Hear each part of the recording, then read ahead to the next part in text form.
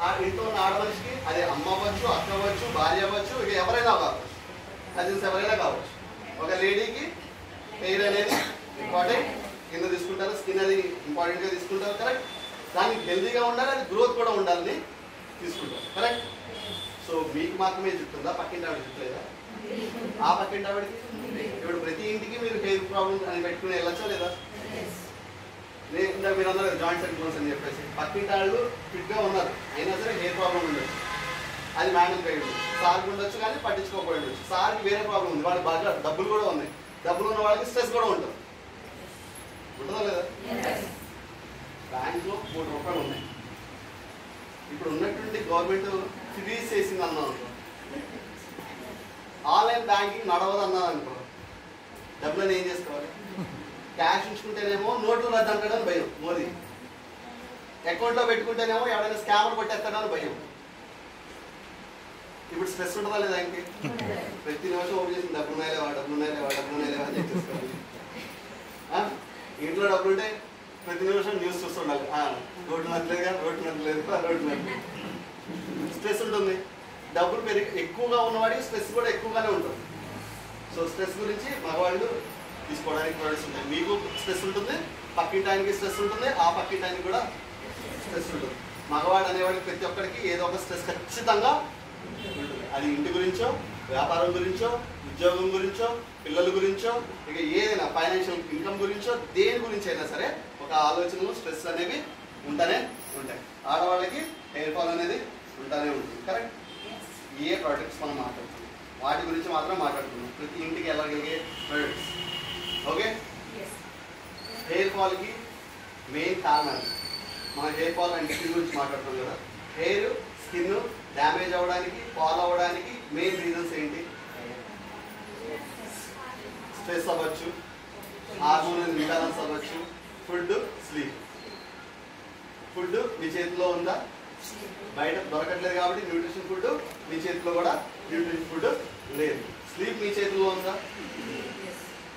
మరి పడుకుంటున్నారా నిద్ర 6 నుంచి 7 గంటలు కనీసం? ఎందుకు పడుకోవట్లేదు? టెన్షన్. ఏం టెన్షన్? సీత చూడలేదు టెన్షన్. ఎందుకు అంటే, సరే మీకు టెన్షన్ ఉంది కదా, స్ట్రెస్ బాగా అయ్యారు కదా, మీ అబ్బాయి కదా, రైట్. వీడి ఇంట్లో బాగా అల్లరి చేస్తాడు, సార్ బయటికి వెళ్ళారు పని మీద, ఓకే, పొద్దున్న నుంచి సాయంత్రం దాకా అల్లరి చేస్తూనే ఉన్నాడు. ఈరోజు సారు 4ంటికి ఇంటికి వచ్చేసారు, రోజు 7, 8 అవుతుంది, సార్ ఇవాళ 4ంటికి వచ్చేసారు. మీరు చెప్పే మాట ఏంటి? మీరు కొంచెం చూసుకోవా, మీరు కొంచెం రెస్ట్ తీసుకుంటాను, కరెక్ట్ కరెక్ట్. నాకు కూడా పెళ్ళయింది, నాకు కూడా ఎదుర్కొంటుంది, ఓకే. ఇదే మాట నా ఇంట్లో కూడా నడుస్తుంది. సరే ఫోన్లే బాగా ప్రతిరోజు పడుతున్నారు కదా, కొంచెం చూసుకుని 1 గంట సేపు అయినా పడుకుంటారు, రెస్ట్ తీసుకుంటారు అని చెప్పేసి తీసుకుంటే, మా మేడం గారు బెడ్రూమ్కి వెళ్ళి తలుపేసుకుని, లాక్ చేయరు, తలుపేసుకుని చేసే పని ఏంటి తెలుసా?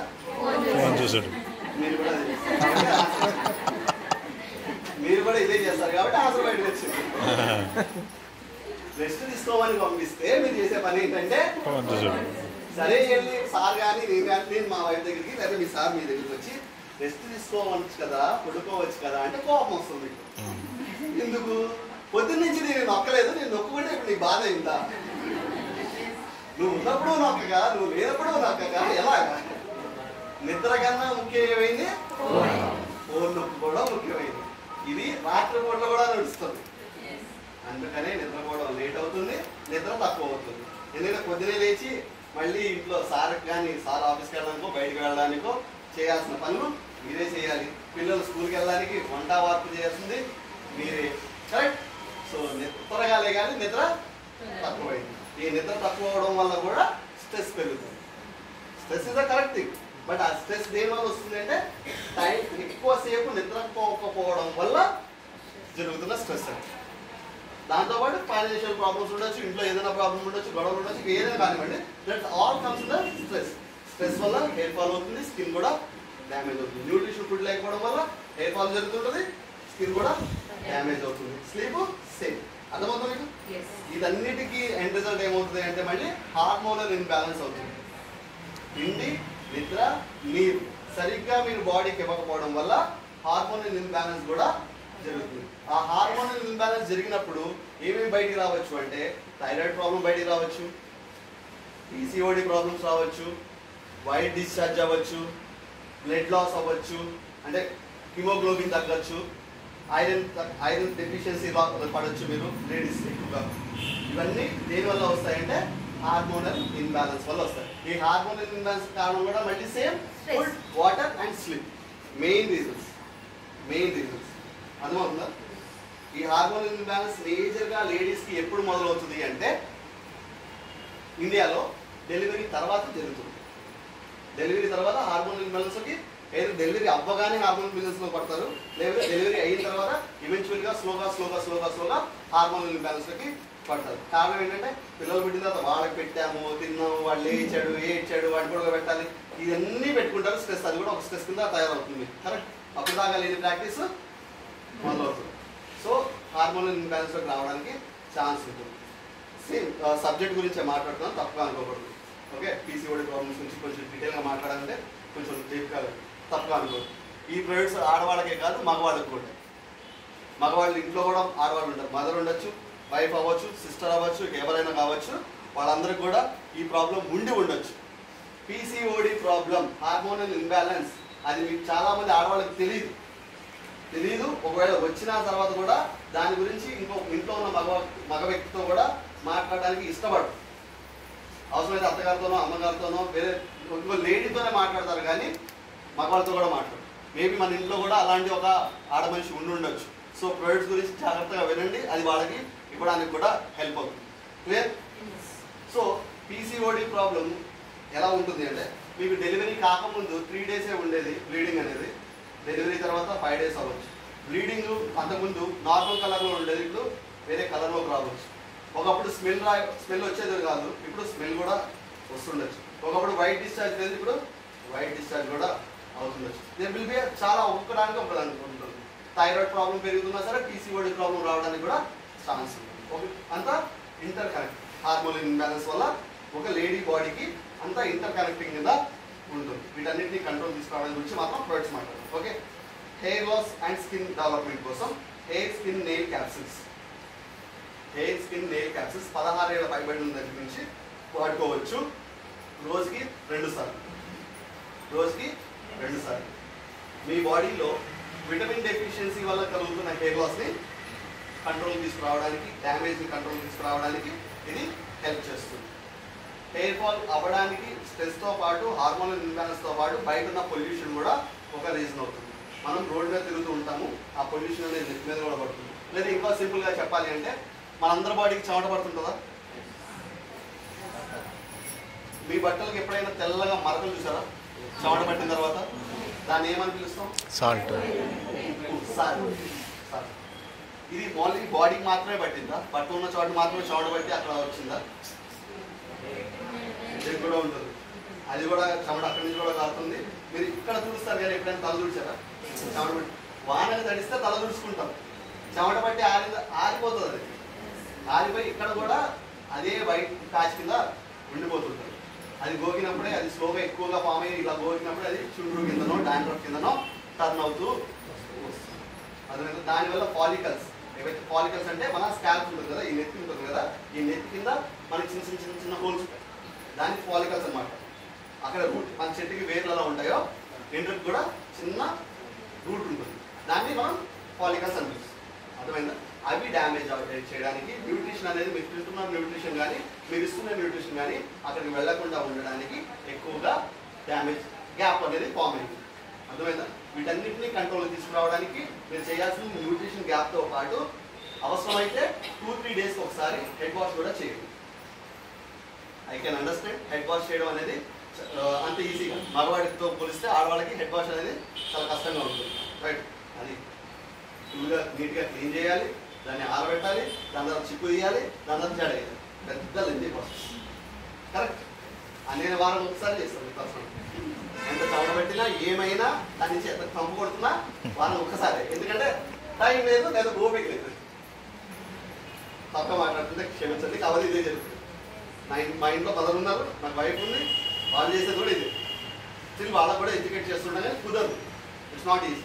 సో అట్లీస్ట్ ఇది క్లీన్ చేయడం అంత ఈజీ కాదు, ప్రాసెస్ కాదు. కాబట్టి అట్లీస్ట్ న్యూట్రిషన్ అనేది పెంచగలిగితే ఆ యొక్క డ్యామేజ్ని తగ్గించిన వాళ్ళము అవుతుంది. So hair skin nail capsules vitamin deficiency అలాగే ఈ యొక్క గ్యాప్ ఏదైతే ఫామ్ అవుతుందో దీన్ని కంట్రోల్ తీసుకురావడానికి హెయిర్ స్కిన్ నెయిల్ క్యాప్సూల్స్ అనేవి హెల్ప్ అవుతాయి. రోజుకి 2 సార్లు 16 ఏళ్ళ పైబడిన దగ్గర నుంచి వాడుతుంది. సో ముందు డ్యామేజ్ అనేది కంట్రోల్కి వచ్చింది, హెయిర్ ఫాల్ అనేది కంట్రోల్కి వచ్చింది. దీంతో మీరు హ్యాపీగా ఉంటారా? ఎప్పుడు హ్యాపీగా ఉంటారు? హెయిర్ పెరిగినప్పుడు హ్యాపీ ఉంటారు. ఎంత పెరగాలి హెయిర్? మగవాడికి హెయిర్ ఎంత పెరగాలి? మగవాడికి హెయిర్ పెరగాల? పెరగద్దా? పెరగాలనే పెరగక్కర్లేదా అని అనుకుందాం, ఎందుకంటే కటింగ్ చేయించాల్సిన తప్ప. ఓకే సరే, మగవాడు కోరుకునేది ఏంటో తెలుసా? ఉన్న ఈకలు ఉంటే సార్, కొత్త ఈకలు అవసరం సార్. బట్ ఆడవాళ్ళు అలా ఉండరు సార్, ఉన్న ఈకలు ఉండాలి, అది ఇంకా కొత్త ఈకలు కావాలి. వన్ అయితే ఉన్న ఈకలు ఇంకా లెంతీగా కావాలి. అది ఎంత లెంత్? ఇక్కడ దాకా ఓకేనా? ఇక్కడ దాకా ఇక్కడ దాకా ఓకేనా? ఇక్కడ దాకా వదిలేయాలి. కానీ ఇంట్లో జాడు చేయడానికి చీపురు అవసరం లేదు. నాకు జాడు చేయడానికి కూడా నా జుట్టే కావాలి, అంత థిక్గా కావాలి, అంత లెంతీగా కావాలని చూడడం లేదు. అంత లెంత్ వస్తుందో లేదో పక్కన పెడితే, ఉన్న లెంత్ పెరగడానికి మన దగ్గర ఉన్న ఒక ఇంపార్టెంట్ థింగ్ ఏంటంటే, మన బాడీలో ఉండాల్సింది ఏంటంటే బయోటిన్ అనే విటమిన్ ఉండాలి. ఆ బయోటిన్ అనే విటమిన్ తక్కువగా ఉండడం లేకపోతే లేకపోవడం వల్ల మీకు హెయిర్ గ్రోత్ అనేది స్టాప్ అయిపోవడం, లేకపోతే హెయిర్ ఫాల్కి ఇంకా పెంచడానికి కూడా హెల్ప్ అవుతుంది, జరుగుతుంటుంది. సో మన దగ్గర ఉన్నది ఏంటంటే biotin sublingual spray, absolute biotin sublingual spray. ఈ స్ప్రే రోజుకి ఒకసారి 4 కింద అండర్లైన్ 4 కింద ఒక స్ప్రే రోజుకి ఒకసారి ఇవ్వడం వల్ల ఈ బయోటిన్ డెఫిషియన్సీ నుంచి బయటకు వచ్చి లెంత్ అనేది, హెయిర్ లెంత్ అనేది పెరగడానికి ఛాన్స్ ఉంది. ఒకటే ఫాలికల్లో నుంచి 2-3 హెయిర్ ఫాలికల్స్ రావడానికి కూడా ఛాన్స్ ఉంది. ఒత్తుగా లెంతీగా పెరగడానికి మనకి ఎక్కువగా బయోటిన్ అనేది బాడీకి కావాలి. అర్థమైందా? ఇది ఆడవాళ్ళకే కాదు మగవాళ్ళకు కూడా. ఓకేనా? మగవాళ్ళకు కూడా, ఆడవాళ్ళకే కాదు. జుట్టు ఎవరికైతే నీట్గా కేర్గా పెట్టాం, నిజంగా పెట్టుకుంటాం సార్ మనం. సరే, నేను ఇట్లా అడుగుతున్నాను తప్పు అనుకోవద్దు. మీ ఇంట్లో ఉన్న మేడము పెళ్లి రోజున చూసిన అంత అందంగా కనిపించాలని ప్రతి ఒక్కరు కోరుకుంటారు లేదా? కరెక్ట్, కోరుకుంటాం లేదా? ఓకే, మరి మేడం గారు ఎలా కోరుకుంటారు తెలుసా?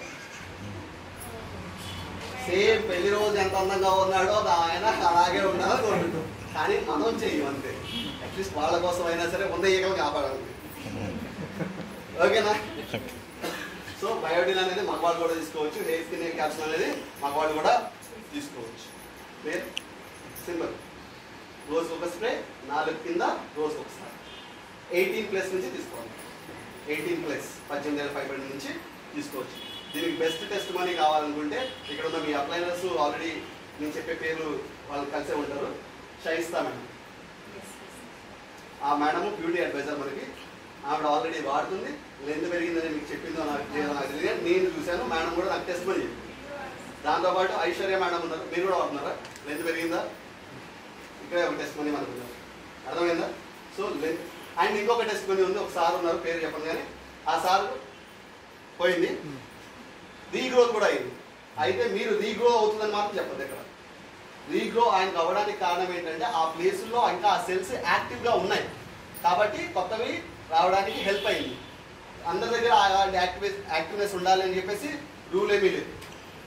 సెల్స్ ఇక్కడ ఏవైతే, ఇక్కడ నాకు కూడా పోయింది కదా, ఈ సెల్స్ ఏదైతే చచ్చిపోయినాయి అనుకోండి, ఇక్కడ డెడ్ సెల్స్ మొత్తం 0, కొత్తది జనరేట్ అవ్వడం అనేది జరగదు. ఇక్కడ హెయిర్, ఇక్కడ ఉన్న స్కిన్ లేదా సెల్స్ అనేవి ఇంకా యాక్టివ్గా ఉంటే, వీక్గా ఉన్నాయి, యాక్టివ్గా అంటే ఇన్ ద సెన్స్ వీక్గా ఉన్నాయి, అవి వాటికి మీరు న్యూట్రిషన్ ఇచ్చినప్పుడు అవి మళ్ళీ కొత్తగా పెరగడానికి ఛాన్స్ ఉంది. సో బట్ మనం చెప్పాల్సింది ఏంటంటే కొత్తగా జుట్టు వస్తుందని చెప్పడం కన్నా ముందు ఉన్న జుట్టు పెరగడానికి ఛాన్స్ ఉందని చెప్పుకోవాలి తప్పించి కొత్త ఇంటికి వస్తాయని మీరు ఎక్కడ కమిట్ చేయండి. అది సార్కి వర్కౌట్ అయింది, మీకు వర్కౌట్ అవ్వాలని రూల్ ఏమీ లేదు. Because depend to depend, body to body, person to person అది మారిపోతూ ఉంటాయి. అర్థమైందా? బట్ లెంత్ అనేది పెరగడానికి మేడం వాడారు, మేడం రిజల్ట్ చూశారు. షైస్తా మేడం, ఐశ్వర్య మేడం వాడారు, వాళ్ళు కూడా రిజల్ట్ చూశారు. అర్థమైందా? అది ముగ్గురికి ఇచ్చారు, ముగ్గురికి రిజల్ట్ వచ్చిందంట. Right. So madam hair fall ఆగడం, లెంత్ పెరగడం, అలాగే కొత్త హెయిర్ రావడం జరిగిందా? కొత్త హెయిర్ గ్రోత్ రావడం కూడా జరిగింది. సో ఇప్పుడు హెయిర్ మీద ఎవరైతే కాన్సన్ట్రేషన్ చేద్దాం అనుకుంటున్నారో ట్రై చేయండి. స్కిన్ గ్లో అవ్వాలి. స్కిన్కి వచ్చేటప్పటికి ఆడవాళ్ళకి చనిపోయే ముందు కూడా 16 ఏళ్ళప్పుడు ఎంత ఫిట్ స్కిన్ ఉందో అలాగే ఉండాలని కోరుకుంటారు లేదు, ముట్టలుగా ఉండాలి నాకు అని కోరుకుంటారు మీరు. అసలు మగవాడికి స్కిన్తో అవసరం లేదు, నెయిల్స్తో కూడా అవసరం లేదు అంటారు. హెయిర్, స్కిన్, నెయిల్స్ అని మాట్లాడుతున్నాం కదా, ఈ నెయిల్స్ కూడా ప్రతి ఒక్క హ్యూమన్కి అంతే ఇంపార్టెంట్. కొంతమంది ఎక్కువగా వాటర్లో పనిచేస్తుంటారు, అవి మొత్తం ఊడిపోతూ ఉంటాయి.